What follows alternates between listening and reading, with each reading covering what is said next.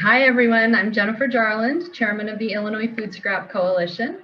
We're a not-for-profit organization working to advance diversion and composting of organics in Illinois with a focus on food scraps. We foster the growth and sustainability of the composting industry through connecting stakeholders, providing education and resources, by being active in the community and implementing programs, and by focusing on strengthening the market for finished quality compost. Our members represent a wide spectrum of stakeholders, including community and government organizations, businesses, schools, institutions, service providers, compost processors, and individuals, just to name a few. Please follow us on social media to see all of the great news about the growing success of the Illinois composting movement. IFSC is your local compost coalition, and the United States Composting Council, USCC, is a national composting authority. If you're not already members of one or the other of these organizations, we encourage our attendees today to join the collaboration, especially any compost processors in the Zoom room, because it's your involvement that makes our organization stronger, smarter, and more effective. Please jump in and help us feed the pile. The theme for this year's International Compost Awareness Week is Grow, Eat, Compost, Repeat. Each day digs into one of these elements in the cycle. And today's guest speakers will be cooking up a buffet of topics that include eating, sharing and preparing food with an eye to conserve and compost the waste. Food is truly a precious resource that deserves to be respected and appreciated, not wasted. We'll hear about a couple of case studies of successful zero waste programs in school lunchrooms and in restaurants. Thank you to our speakers and our moderator for sharing your stories and for your commitment to waste reduction and sustainable materials management. The IFSC committees that people interested in this aspect of the work, you might be interested in joining these committees of IFSC, the We Compost Recognition Program Committee, the Education Committee, or the Communications Committee. On behalf of the IFSC Board of Directors, our active committees, and Planning Committee, whose names are listed here, for this online educational series, I thank you all for attending and welcome you to the feast. Bon appetit. Mary Beth? Thanks, Jen. Hi, I'm Mary Beth Schaye. I'm a zero waste consultant with Collective Resource Compost, one of Illinois Food Scrap Coalition's Silver Sustaining Partners. I'm also the chair of IFSC's We Compost Recognition Program Committee that highlights the composting efforts of many types of organizations, including schools and restaurants. I'm happy to be moderating today because eating and composting are two of my favorite things to do. If you missed yesterday's Lunch and Learn, do not despair. We'll be putting recordings of all of the Lunch and Learns up on our YouTube channel. We encourage you to share, share, share. Today's presentation is all about diverting food scraps that are left over after we eat, starting with a presentation by 7 Generation Ahead's Susan Casey and Go Green Highland Park's Jenny Futterman about food waste in schools. Then Jim Lederer from Bluegrass Restaurant in Highland Park will provide the restaurant perspective when it comes to food scrap diversion. Our Q&A will be after both presentations, but feel free to type your questions in the chat as you think of them. Susan Casey serves as Zero Waste Schools Program Manager at 7 Generations Ahead, helping K through 12 schools shift operations and minds towards generating zero waste through source reduction, recycling, food recovery, and composting. She is a member of the Wasted Food Action Alliance and the Illinois Food Scrap Coalition. Her favorite compost organisms are worms and pill bugs. Jenny Futterman is the chairperson for Go Green Highland Park and parent coordinator of the Zero Waste Lunches program in District 112. She helped implement the program in 4 of the 10 schools, recovering and diverting thousands of pounds of food from landfills in just 1 year. She is committed to waste reduction in our schools and city and looks forward to continuing the work next school year. Take it away, Susan and Jenny. Thank you, Mary Beth. We're really happy to be here. Thanks for the opportunity to join the ICA lineup this week. K through 12 schools are really pretty ideal places to introduce composting. Not only are they places where students are eating, but of course they're where students learn new ideas, learn their lifelong habits. And when you make a change in the daily operations in a school, like adding composting, it can have a really significant cumulative impact as those changes are in effect each and every day of the school year. So Jenny and I are going to give a snapshot of what composting in K through 12 schools looks like, including the types of composting in schools, waste diversion, educational benefits, and the basics of getting started. Now, COVID, of course, has totally disrupted schools and school composting this year. So what you'll see today is what can happen, what has happened in schools, and what can happen when things get a little more back to normal. Next slide. So let's start with a close-up look at what many school lunchrooms look like before starting composting or recycling. You'll likely see lots of trash cans filled with food scraps, along with many recyclable items, all destined for the landfill. So in other words, lots of wasted resources. Next slide. Here's what lunchrooms with commercial composting and recycling can look like.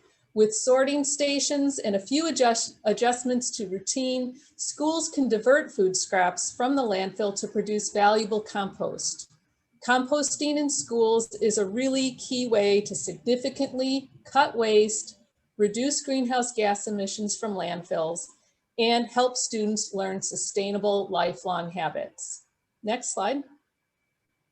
Now, there are two primary ways schools can compost. One is on-site composting, which is like backyard composting. With that, you can compost fruit and vegetable scraps only. Those get mixed with yard trimmings in an outdoor bin, and it's a really great learning activity for students. Another type of composting is commercial composting, and typically all food scraps, including meat and dairy, can get composted with commercial composting, as well as food soiled paper. These items get hauled to a commercial facility for composting, and because it's all of the food scraps, it really leads to significant waste diversion, much more than if you're just doing the fruit and vegetable scraps. And once it's in place, it's pretty easy to manage, kind of just like having trash or recycling. It's another bin in place. So pretty easy to manage. And you may have also heard about vermicomposting, and that's composting indoors using a worm bin. And I'm not really going to cover that here, but just want to mention it's a great classroom activity, but you're really not able to divert very many food scraps from it. So on site, these backyard type bins and then the commercial composting are the primary ways schools are going to be able to divert lunchroom waste. Next slide, please. So a little closer look at on-site composting. Like I said, it's a really great way to engage students. Here's what a sorting station might look like with a small bucket for collecting those fruit and vegetable scraps. And then it gets taken out daily to the outdoor compost bin. And you know, it really is a great way for students to get some math and science skills, some teamwork skills. They can collect data such as the weight of the food scraps and the temperature of the compost pile. So lots of great learning opportunities there. Next slide, please. And then students are also learning how to do this, and it's a skill that they could take home as well. And also schools can use that finished compost. Next slide. Jenny, here's the commercial composting. This is what we are doing in 112. So as you can see, there's a special bin that students put all the food scraps and soiled papers, that can be napkins, paper plates, and whatnot, into the first bin, and then the custodian takes it out back, just like they would trash and recycling. And depending on the size of your school and how many students, you might have a designated dumpster for food scraps, or our school's smaller, so we had 2 smaller toters that worked for us. And then once a week, you have a designated food scrap truck that comes and picks up, just again, like the trash and recycling. and then they get hauled out to the commercial composting facility and processed, and then smart people come and buy that compost with the amended soil to use in other places. Next slide. So here's the school my kids go to, Red Oak Elementary in Highland Park. We're a smaller school, just with the 280 students, and we are the first school to start commercial composting in our district. So this was just from our day one. You can see how much we diverted of food scraps in one day. And that does include our compostable trays that you see there, but they're really light. So most of that was just food and napkins probably. So the kids were really excited to see this. On day one, a lot of them were looking into the compost bin and were like, all that food is in there. And you know, we went from 6 bags of trash to 1 per day. So the impact is immediate. The students were excited, parents and staff were really excited, kids were really excited. You know, it was an easy process to get started. And after about a week of learning, everyone was amazed at how much we had done in just 1 week. And then across the 4 districts, just an immense impact per school year, or the 4 schools in one year. Next slide. Yeah, and I'll add too, whether it's a Red Oak or so many of the other schools that have commercial composting, one thing that really helps reduce that volume of waste is having students stack the trays if they're disposable. If they're styrofoam trays, it reduces the amount of landfill waste. If they're compostable trays, it reduces that volume of compost that goes out to the toters. So now I'm going to just show another example of waste diversion that can be achieved through commercial composting and recycling. Sandoval Elementary School is a K-5 Chicago public school with about 1,015 students, and they are doing commercial composting in the lunchroom and in their kitchen. And it is one of 14 schools that is participating in the Chicago Public Schools commercial composting program. Now the pie chart on the left, you can see before the program started, their baseline waste audit. That day there was 629 pounds of lunchroom and kitchen materials that was sent to landfills, with only 38 pounds being recycled. After starting the program, the pie chart on the right, you can see that the green slice of pie shows that 44%, or about 257 pounds, was composted, and only 63 pounds was sent to landfills that day. And volume-wise, they went from 25 trash bags on the lunchroom side to just those 2 bags in the picture. So a pretty significant reduction. And then if you extrapolate that over the year, that could be about 23 tons in a school year. So pretty significant. And the diversion for all 14 of those CPS schools is about 1 ton per day. Next slide, please.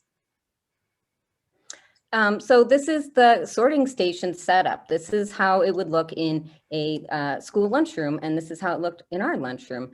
So all of the signs are clearly labeled. There's pictures of things. You'll notice things are color coded. All of these signs have been placed at eye level for the students, so it's really easy for them to see. And there's also pictures of items that are not accepted as reminders. So it's really helpful. And the bins and bags being different color is a great visual clue for students, staff, and custodians when they're taking things out. If the bag's closed, you still know what's in it because of the differentiation there. So it worked out really well. And at our school, the signs were also bilingual because we're a dual language school. So it was great for any parents who were volunteering if they needed to read the signs. And our back of the house, our kitchen staff also had bilingual signs. So it was really exciting at our school to see the diversion in the lunchroom and in the kitchen area too. So it was really helpful. Next slide. Yeah, so the basic steps for launching that you might take to launch a commercial composting program are just get people together for an initial meeting and observation of the lunchroom. It's really important just to see how things go on a normal day, who does what where the students pick up food, where they exit, and then build that zero waste team. You'd want someone from the administration, facilities, food service, teachers, parents, if you've got a student club, students as well. And then think about and plan for those waste reduction strategies, recycling, composting, thinking of other ways you could reduce waste.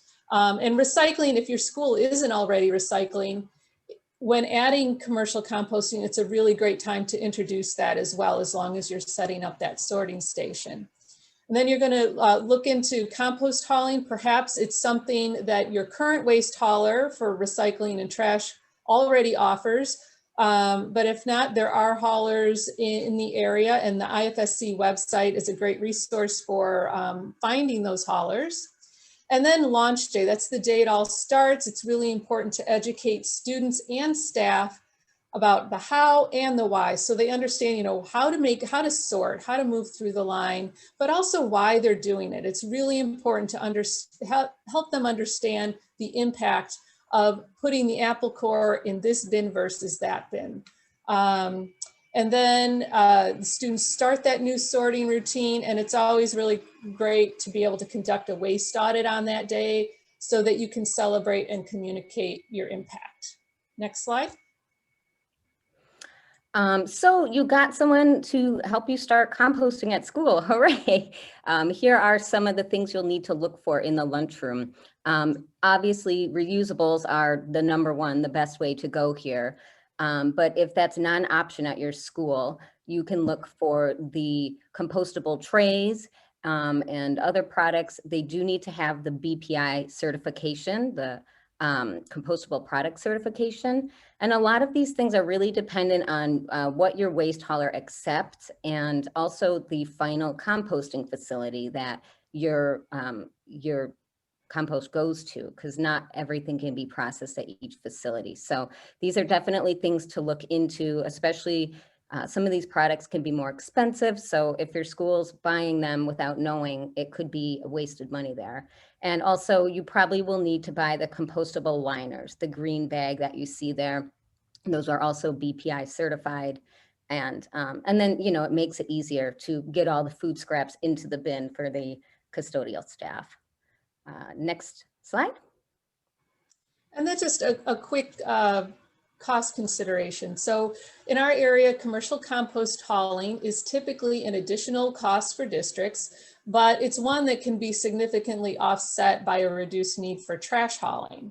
And then depending on the compost hauler, as Jenny said, you may need to purchase compostable liner bags. But again, that depends on the hauler. Some haulers, you can put the food scraps directly into a 5-gallon bucket and there's no need for those liners. But again, depending on your hauler, those liners can help keep things a little neater and easier to manage. Next slide. And then really one of the best reasons for starting composting in schools is the educational impact. So, you know, sorting food scraps at lunchtime is really an easy, tangible way for students to make a difference on waste, on climate change, and it's something they can help with every day at school. Jenny? Yeah, I agree. That's a picture of some of the kids at our school. We made vests for them. And so every day they could sign up at lunch and stand by a station and give reminders to students about what's allowed in certain bins. And they loved it. You know, they were excited to participate. We had volunteers every day. We were able to have parent volunteers come in and see how things were going. And I put on there that I did have a 5th grader tell me it was so cool that we started the composting. So I took it as a very high compliment. And I would add also, for our community, it's somewhat unique because we have curbside composting in Highland Park. So a lot of these students were able to learn at school and then take it home and teach their parents how to do it. So for our community as a whole, it's been really, really great. Next slide. So yeah, if you want to get started composting, here's a couple resources. I was able to find Susan and 7 Generations Ahead through the Go Green Illinois network, which I'm a part of as Go Green Highland Park. So And I would also, like Susan mentioned initially, look for people in your school. I'll talk to your principal, talk to the green educators, the green teachers, and make sure you have an ally in school before you search out a program. Susan, did you want to talk about the final resources? Yeah, so I want to mention a resource that's available on the 7 Generations Ahead website. It's the Food Waste Reduction Toolkit for Illinois Schools. So it's a project of the Wasted Food Action Alliance and 7 Generations Ahead. It is filled with guidance and resources for ways schools can reduce food waste, including a section on composting. And it's currently being updated right now, but if you check back in within a week or so, it should be there, and I encourage you to check it out.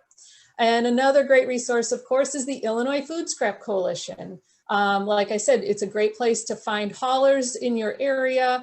And also, if you do get composting started at your school, I encourage you to join the We Compost Recognition Program as a way of celebrating and communicating to and inspiring others to also look into composting and get started. So with that, we just want to say thank you very much, and we look forward to your questions at the end. Thanks. Thank you, Susan and Jenny. What a great presentation. I loved your slide that showed the numbers by the day, and I also love those zero waste agents. Composting in schools is so important. It's a very tangible way to teach sustainability. You're never too young to start. Collective Resource Compost even has preschools that use our container swap composting service. If you have questions for any of our speakers, be sure to put them in the chat, and we will get those answered in the Q&A. Now, we'll be continuing the discussion to another place that we all eat, restaurants. I'm going to hand it over to Stephanie Katsaros, co-chair of the IFSC Communications Committee, who will introduce Jim Lederer of Bluegrass Restaurant and put this into context with restaurants, businesses, and institutions diverting food scraps. To you, Stephanie.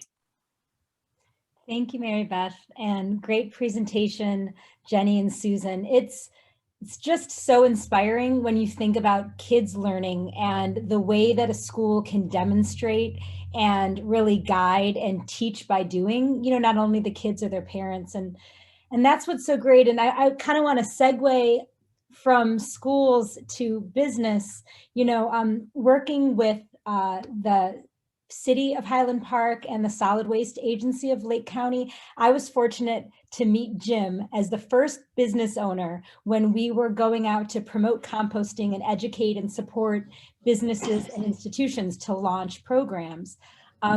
Jim's been involved in restaurants since 1984. He knows it all. Stouffer's, Don Roth's, Let Us Entertain You, what's the Crawdaddy Bayou, the world famous Lovell's in Lake Forest. So he's been around the block. In 2004, he opened Bluegrass. And, not only being a leader in Lake County as a composter, he's such an integral part of the community. When we were visiting with him, he mentioned that on Cinco de Mayo every year, which is tomorrow, a bunch of first graders are going to walk down the street to Bluegrass as they do every year. They will get a show and tell with the chef. They'll learn how to make, chips and salsa or whatever. And then they will take home a golden ticket to bring their family back for dinner. The high school kids, there's a hockey team at Highland Park High School. The kids, after they have their games, they come for family dinner at Bluegrass. They are a part of the community, and what a great segue that the schools launched composting, and sure enough, so did Bluegrass, as again, the first business in Highland Park to do it with us. And speaking of Highland Park, Jim is on the Design Review Commission for over 8 years and has contributed to the high schools and other nonprofits. He helped start in 2005 the Taste of Highland Park, and numerous other events. I'm hoping to get a spot in for the crawfish boil happening at the end of this month, but he hosts wine dinners and other boils and really just a center point of the community. So I'm honored to introduce Jim. And I think the first thing that's happening is we're going to show a video that we shot at his restaurant, if Jen Nelson wants to take that away.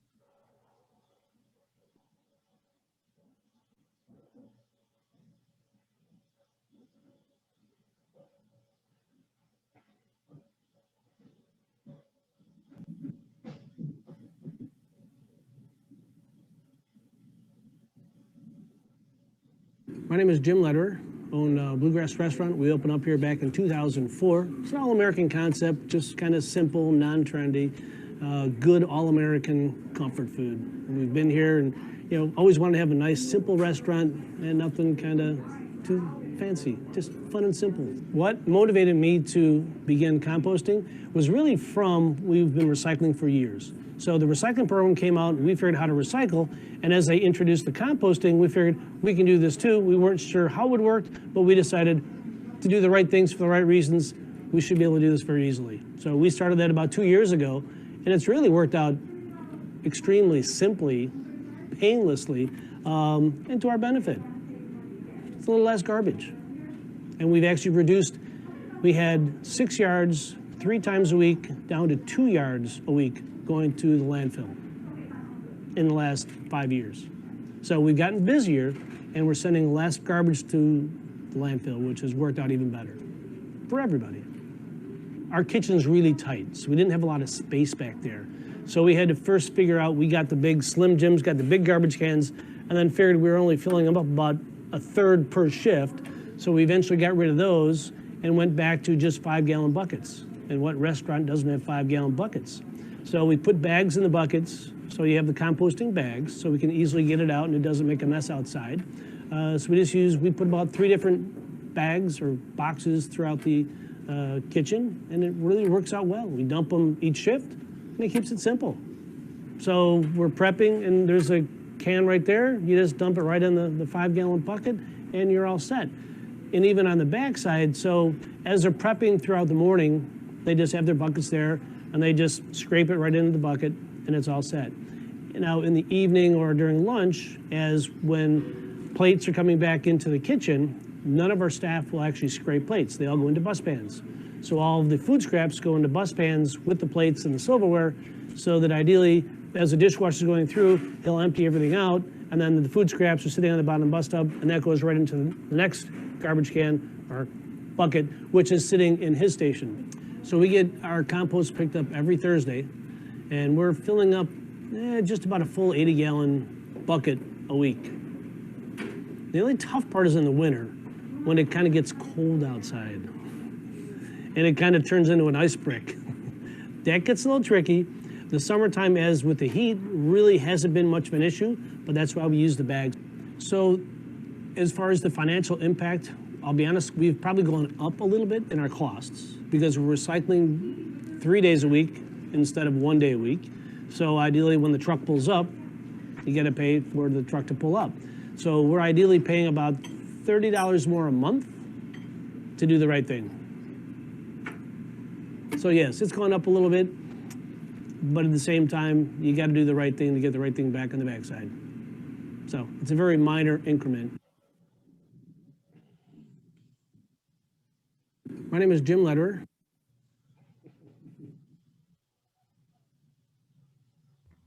And thank you, whomever put the notes together on this slide. It's a really great way to show how businesses can take action. And, you know, as it says, get curious and act locally by starting the conversation. You know, the Go Green Highland Park, which is Jenny's group, really, they reached out and asked a lot of questions about which restaurants were involved, and how could restaurants really take part in composting. And, you know, maybe Jim has something to say about this, the way in which you've worked to not only start your program, but maybe encourage your other business colleagues to get involved. Maybe you want to share, I know Highland Park has certain Chamber of Commerce events that you've spoken about your experience with composting. If you want to share a little bit about what those business colleagues have asked and how you've maybe promoted what you're doing to other businesses in the community. I've definitely talked to quite a few different restaurateurs and different businesses. Everybody's got a different mindset, and just trying to get them to convert and go to recycling is challenging. And now try to get them to go to composting, they don't always think outside the box, as most small businesses are challenge to begin with, especially in the last couple of years. But I've gotten a couple of guys to get on board, and the conversation just keeps on going. And now that the entire community is composting, it's really going to be hopefully, you know, the kids that go back to the parents that go, hey, how come they're not composting? How come they're not recycling? And try to guilt the parents into making sure they're paying attention. So it's got to go full circle. And that's part of how it always goes around. And I really learned from my kids. I had 2 kids went to school out west, and, you know, out in Denver and out in Portland, every time you go out to eat, you know, they've got 7 different buckets, and you got to figure out what to do and where the things go. And it was inspiring to me. And I looked at it the first time going, wow, where does it go? So the kids will help teach the old people how to get this moving forward. So I definitely believe that the students are really the core who's going to help get this going. Thank you, Jim and Stephanie. Restaurants play such an important role in helping us get to zero waste. I'm definitely going to be showing your video to everyone. And $30 a month to do the right thing is really not very much money. So it's time for our Q&A.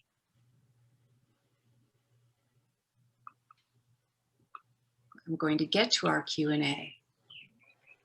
Okay, so here's a question for Jim. How challenging was it to get your staff on board with the composting program? The staff was really easy. Once again, we had it kind of set up.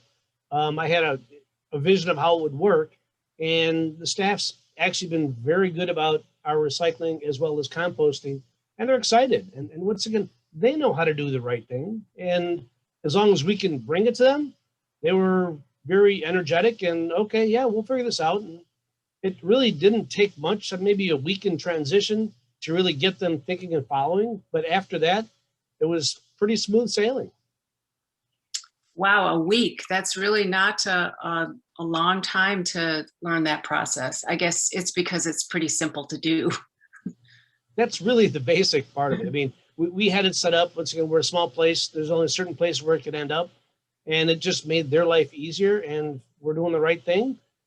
I think everybody wants to do the right thing. It's the opportunities aren't always there. Wow, I love that it makes their job easier. Great. Okay, so this question comes from Chrissy, and I think it's more of a school question. How much can commercial composting programs cost schools?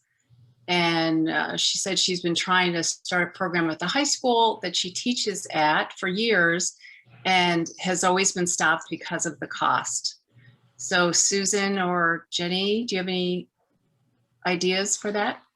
Yeah, I can start with that. And just say it's really kind of hard to predict because I find when starting work with a school, oftentimes their hauling for trash or recycling isn't even that well matched to what their current needs are.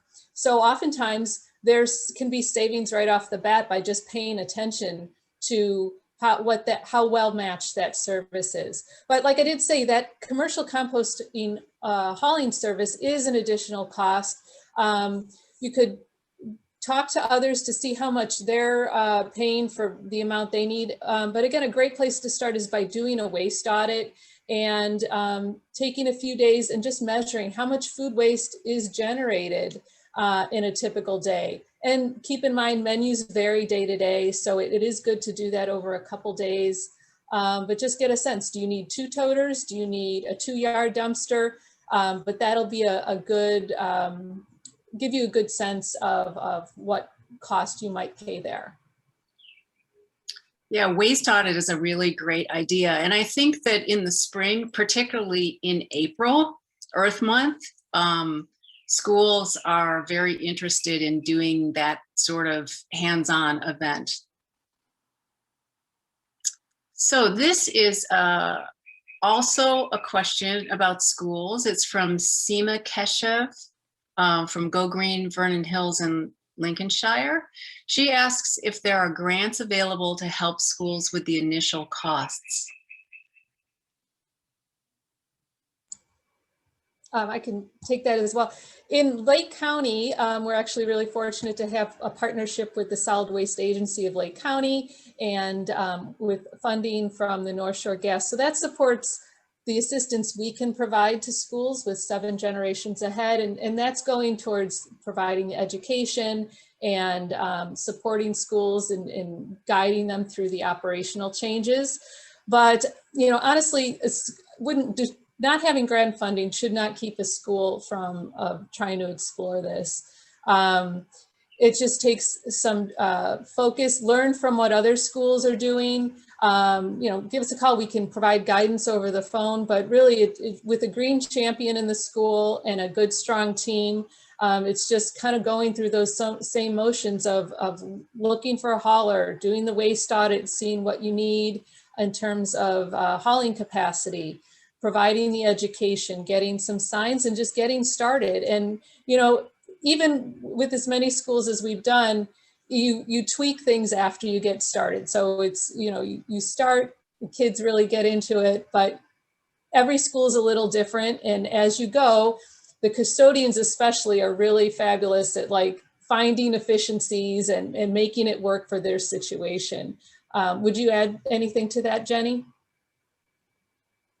I agree with everything you said. And, you know, when we think about the supplies we actually needed, it was, you know, a 5-gallon bucket, like Jim said, that's in the kitchen, maybe a couple extra bins. You know, every school has too many blue bins, too many gray bins. So shifting those around. So, you know, the initial cost beside the hauling is like, you know, the liners and some bins really. And the rest of it is legwork, just getting the education around and, you know, getting the word out to the students and staff and whoever is going to be a part of it. So I would definitely look for that champion at school and then call Susan. Thank you for those answers. This is a little bit of a follow-up to that one. In the lunchrooms, Cindy is wondering what happens to the liquid waste. Ours just goes down the kitchen drain, I think, or like the custodial drain. I think they just take it. I think they take it right back to the kitchen at our school. Do you know, Susan, at non-kitchen schools where it goes generally? Yeah, down some drain, whether it's in the kitchen or the mop sink. Yeah, it's just keeping it out of, if you have, as you can see from that pie chart, there is a lot of liquid waste that can be generated. And while it is compostable, it would just make for just way too sloppy, messy compost. So it's just best to divert that by having it go down the drain. And that's keeping it out of the landfill then and the compost. All right, thank you. So this is a question for Jim. Do you find that staff turnover, it's from Jen, do you find that staff turnover is a big challenge and can lead to problems where things go in the wrong bucket? And how do you handle the turnover? Theoretically, yes, but we don't have a lot of turnover here to begin with. But then again, as you have ways to clear plates, ways, you know, for trash to be set up, it's all in the setup as far as where the garbage cans should be. If they have the garbage cans in the right place, once again, it's real simple for the staff to follow the lead. So the staff turnover has not been really a challenge. I think the biggest challenge was the beginning, doing the waste audit to try to figure out where our needs were. And that was probably the most interesting. And then you figure out how many buckets you need and where are you going to put them. So it's really creating a flow. And if you create a good flow, it should follow along very easily. Well, that's good news. This is a question about schools from SEMA. How do you avoid or minimize contamination at schools? And you might want to explain what contamination is in this context. So Susan or Jenny? I'll tell you what we did at our school. You know, if you saw, we had the vests that we made for the kids. So we enlisted the students, and you really need to do that, especially in the lunchroom, because they're sitting together talking, or they were. So And the signs that we have up on the bins. So they see the signs and there's reminders. And at our school, depending on what came in the school lunch, sometimes I would get a clean example and I would just add it right to our sign. So the signs were made based on what we had, but then we would add things, attach them on the wall or somewhere where kids could still see. And that's something that came through the line every day.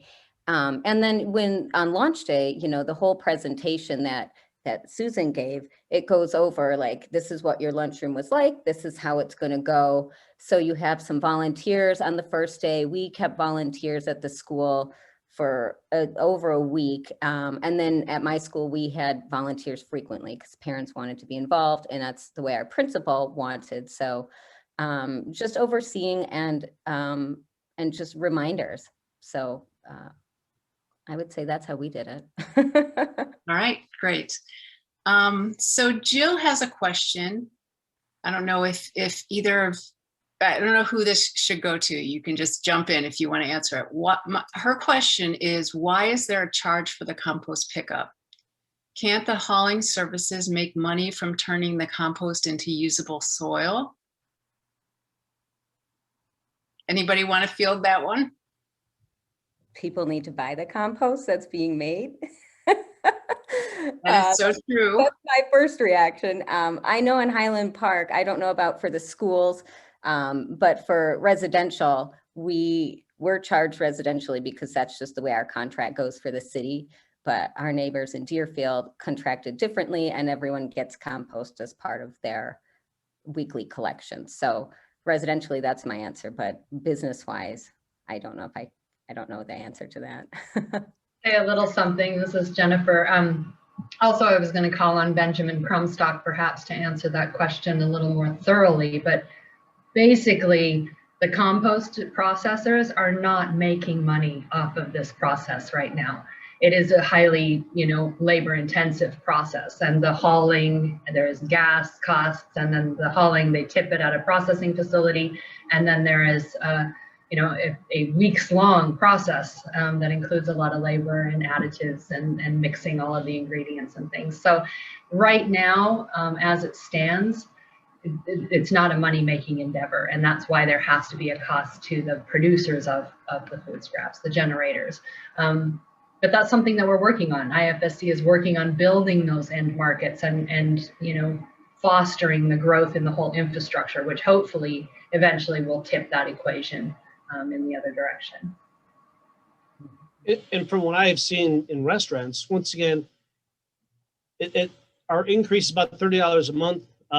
He's there 4 times. That's 4 pickups divided by 30. So it's a nominal increase. There's a truck that's got to come by to pick it up. So on the hauler side, they've got an increased cost.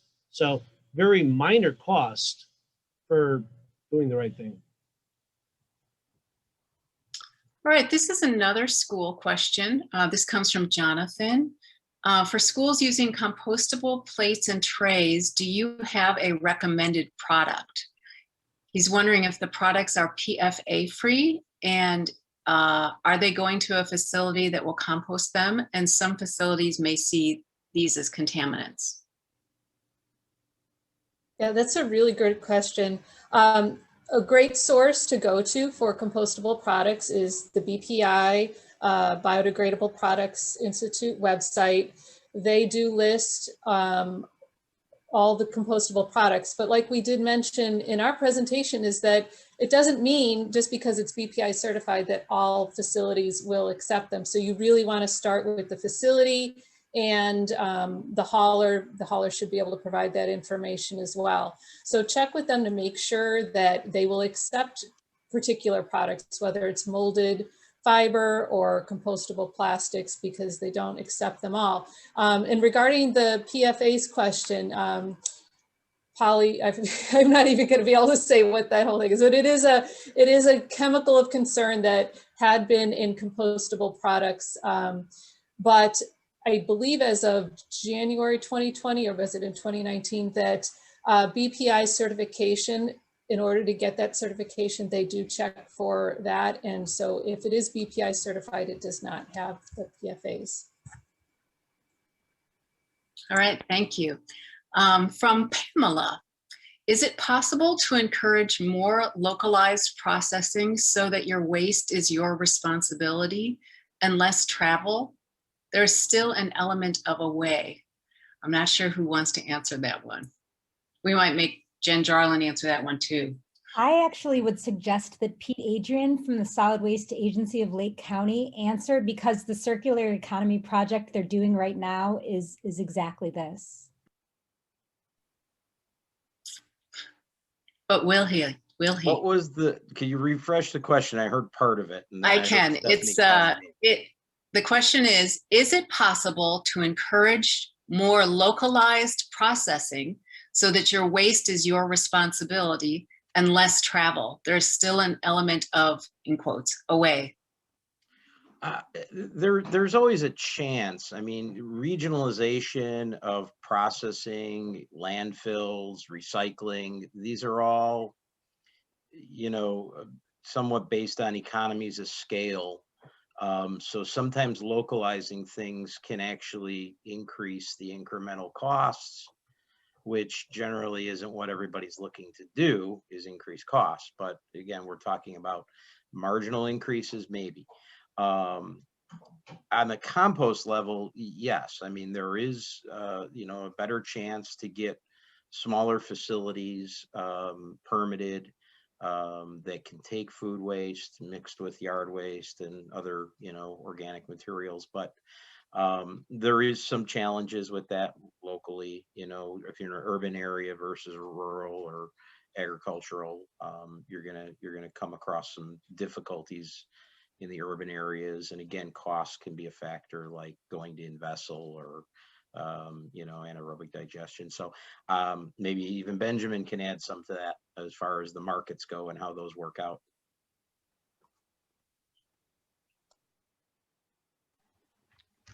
Hi there, it's Benjamin. So I will also say there's a geography, and you have to consider there are only a certain number of Illinois EPA permitted composting facilities that can accept these materials.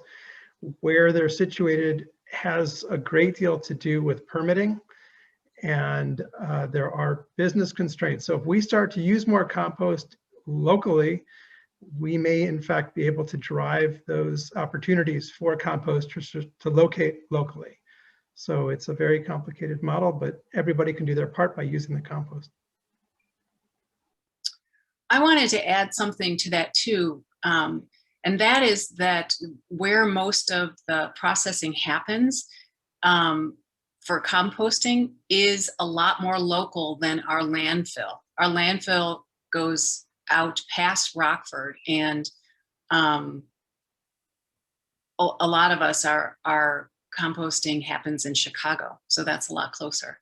Okay, here's another question for Jim from Liz.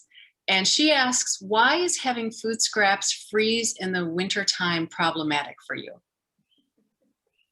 That was from your video. Well, it's not really from me, it's more on the hauler. When he tries to empty the container, it gets very challenging when it gets just all tight together and it's one big ice block. So that's really, once again, not internally, it's strictly an external. So as he'll come and try to dump it, then all of a sudden we'll go out and look after he left and half of it's still there. That's happened a couple of times where, you know, it's all mechanical. They just dump it, put it back down, and then we realize, oh, well, we're full. Oh, well, they didn't get it all. So relatively minor challenge. We just have to monitor that a little more. All right, thank you. Okay, so we have one more question. It is from Cindy, and it's another kind of general question. In another state, in her daughter's town, if you pay for residential compost pickup, you are given an amount of compost from the provider once a year, depending on the frequency program you pay for. Are there companies in Illinois that do that where schools or restaurants could get back? I'm going to answer that to begin with for collective resource compost, because we have something that we're calling a finished compost gift back, which does give our customers a certain amount of finished compost back. And there's also the possibility of buying more compost too. So you'd get your free portion, but you could, at a pretty inexpensive rate, buy more if you were gardening more this year. And a lot of the container swap, the smaller micro hauler container swap companies do that. Does anybody want to add anything to that? Like, I know Healthy Soil Compost does, Waste Not Compost does. I'm not sure about Urban Canopy. Urban Canopy does. Do the Urban Canopy does?